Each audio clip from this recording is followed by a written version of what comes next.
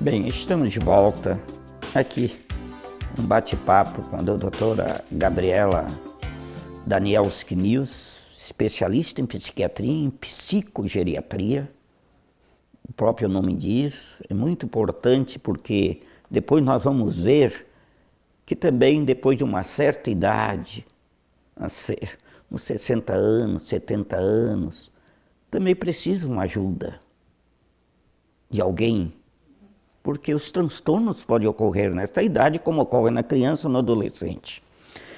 Mas antes disso, eu queria saber quais são os transtornos depressivos e tipos desses transtornos depressivos que acomete os indivíduos. Então, assim, de maneira geral, né? Uma característica comum aos transtornos depressivos, né, que a gente pode citar, seria a presença do humor deprimido, ou aquela sensação de vazio, ou um humor irritável. Né? O que diferencia os diferentes tipos de transtornos depressivos, os diferentes diagnósticos, seria a duração dos sintomas, né? E a maneira de apresentação. O mais comum, o transtorno depressivo clássico que a gente fala, né, seria o transtorno depressivo maior, e ele é caracterizado pelo humor deprimido, uma perda de prazer, que dura no mínimo 2 semanas, tá? A maior parte do tempo, de uma maneira que isso haja uma quebra no funcionamento do indivíduo, né? Ele não se comporta mais como ele se comportava previamente. E, além disso, ele vai ter alterações cognitivas, alterações afetivas. E uma das características desse transtorno é que ele pode ter um episódio, né? Um episódio de depressão na vida. Mas o mais comum é que tenha episódios recorrentes. Então, assim, um paciente que tem um transtorno depressivo maior, ele vai ter mais de um episódio de depressão na vida, muito provavelmente, né? E outro tipo de depressão que a gente pode citar, que seria um tipo de depressão mais crônica, seria a distimia, que seria o transtorno depressivo persistente, que é quando o paciente, o indivíduo, ele tem os sintomas de humor por mais de 2 anos. Né? Então, assim, é um tempo bastante longo. Assim. No caso das crianças, a gente adota um período de 1 ano. Né? No caso, para dizer que a pessoa tem distimia. Assim. E, recentemente, foi também adicionado como um transtorno depressivo o transtorno disfórico pré-menstrual, né? Que após 20 anos de estudo, observando as evidências, né, ficou bem claro assim, de que existe um transtorno depressivo que ocorre nas mulheres, em que os sintomas eles aparecem após a ovulação e eles cessam alguns dias depois de a mulher menstruar. Assim. E é um transtorno que tem tratamento, né, tem como reconhecer, tem como tratar, e muitas mulheres acabam sofrendo desse transtorno assim, e acabam não procurando ajuda. Né?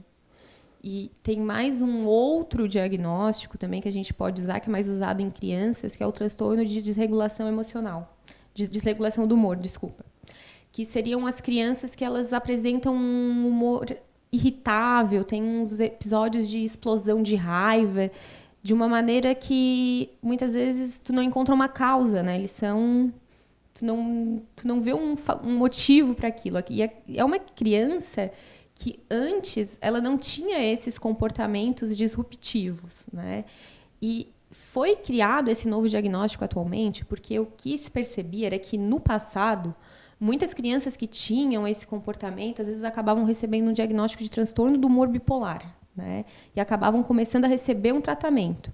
Mas, ao longo do acompanhamento dessas crianças, o que se percebeu foi que, na verdade, as crianças que têm esses sintomas, elas acabam evoluindo, na maior parte das vezes, na vida adulta, para um transtorno de ansiedade ou para um transtorno depressivo unipolar. Sim. Os tipos. Já que tu entrasse em criança, vamos ver um assunto aqui que interessa para nós. Já que nós estamos vivendo uma era dos eletrônicos. Na tua visão, na tua experiência, esse relacionamento das crianças, do jovem, com esses jogos eletrônicos, tudo, pode ter alguma interferência no comportamento das crianças e dos jovens? Pode, acredito que sim, né?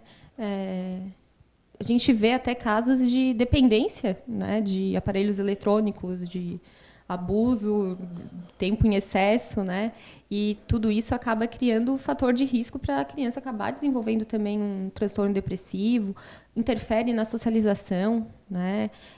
A gente ainda não tem muito conhecimento, assim, mas com certeza, se tu pegar uma criança pequena que está em desenvolvimento, isso também altera a cognição, né? O aprendizado social, a parte cognitiva, tudo isso interfere. Interfere, né? Isso é muito importante, então, os pais que estão nos ouvindo, o cuidado que devemos ter, principalmente com esses joguinhos violentos, né? Joguinhos violentos, né? Até que ponto isso aí pode interferir, né? Nossa mente, né? Outro detalhe importante, tu falaste sobre depressão, para deixar bem claro para quem não está ouvindo, porque hoje todos falam, depressão, depressão, depressão. Para definir bem para o telespectador o que é a depressão. Muitas vezes a pessoa pode pensar assim, depressão, estou depressivo, qualquer coisa, estou depressivo. O que é a depressão? Existe uma única causa ou existe inúmeras causas? Inúmeras, né? A etiologia da depressão ela é multifatorial. Existem várias teorias, né? Como, por exemplo, de alteração de neurotransmissão, né? Tem a teoria de que a depressão é uma doença inflamatória sistêmica e, com certeza, né, o meio ambiente influencia muito também na depressão. A depressão ela é multifatorial, né? O fator familiar tem importância nisso? Tem. A descendência? Tem sim. Pessoas que têm parentes de primeiro grau com diagnóstico de depressão, elas têm um risco de 2 a 4 vezes maior de desenvolver a doença quando comparada com a população em geral, né? E sem contar que, por exemplo, ambientes familiares conturbados, né, geram experiências de vida estressante, isso também acaba sendo um fator de risco para se desenvolver um quadro depressivo.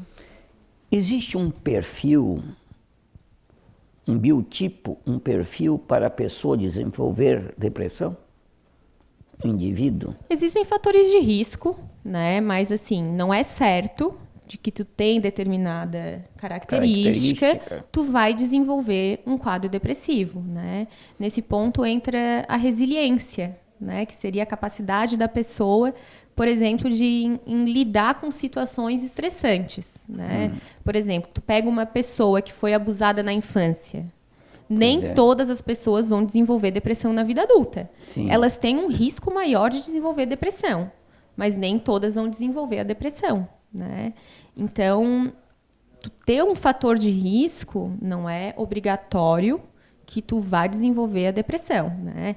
Mas dentre outros fatores de risco, assim que a gente pode citar, né, teria o sexo feminino é um fator de risco, né? Está relacionado também com fatores hormonais, baixo nível socioeconômico, baixo suporte social, presença de comorbidades psiquiátricas, né? Uma pessoa tem um transtorno de ansiedade, então ela tem um risco maior de desenvolver um transtorno depressivo.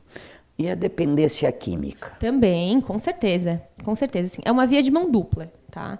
A dependência química, ela é um fator de risco para a depressão, mas o que a gente vê, principalmente em homens, né?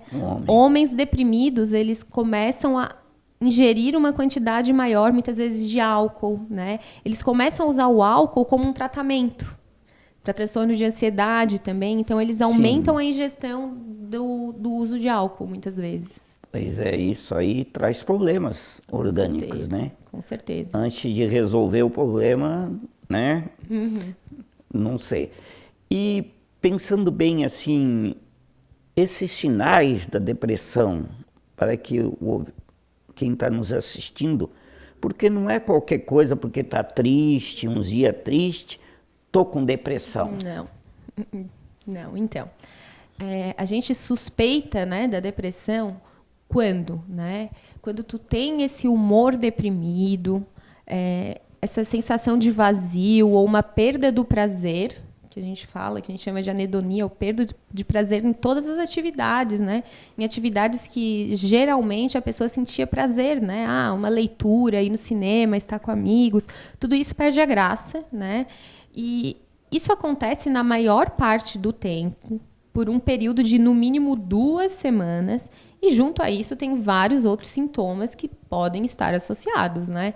Como uma perda ou aumento de peso, né? Perda de peso sem fazer dieta, um aumento ou um ganho do apetite, a pessoa pode ter insônia ou aumentar a necessidade de sono, a pessoa tem dificuldade de se manter concentrado, muitas vezes, tem sentimento de desvalia, né? Se coloca para baixo, acha que é culpado, um sentimento de culpa excessiva, pode ter ideias de morte, né? Não simplesmente ter medo da morte, né? Pensar que estar morto seria melhor, chegando muitas vezes até a ter ideação suicida, né? Sim. Planejar como tirar a própria vida, inclusive com tentativas de suicídio, né? Isso também acontece. Muito bem, então a doutora Gabriela nos esclareceu bem. Nós vamos fazer mais um espaço, um intervalo, e já retornamos já com o programa Saúde em Foco.